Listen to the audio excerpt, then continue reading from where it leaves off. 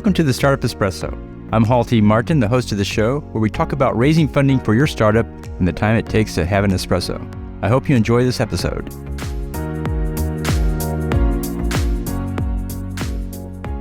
Hello, this is Hall T. Martin with the Startup Funding Espresso, your daily shot of startup funding and investing. In writing an email to an investor, keep in mind the investor's viewpoint. Here's what investors ask themselves when opening an email. In looking at the email's sent name, the investor asks, how do I know this person? When reading the subject line, the investor asks, should I open it? In opening the email, the investor asks, what do they do and is it relevant to me? In reading the email, the investor asks, do they have any momentum? In reading about the team, the investor asks, what can they do? In reading about the business, the investor asks, do they have any validation that the product works and someone will buy it? In reading the ask, the investor asks, what do they want me to do? In writing your email, make sure you answer these questions in a concise manner.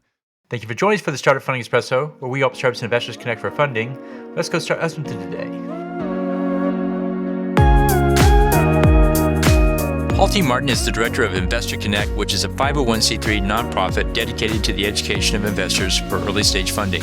All opinions expressed by Hall and podcast guests are solely their own opinions and do not reflect the opinion of Investor Connect. This podcast is for informational purposes only and should not be relied upon as a basis for investment decisions.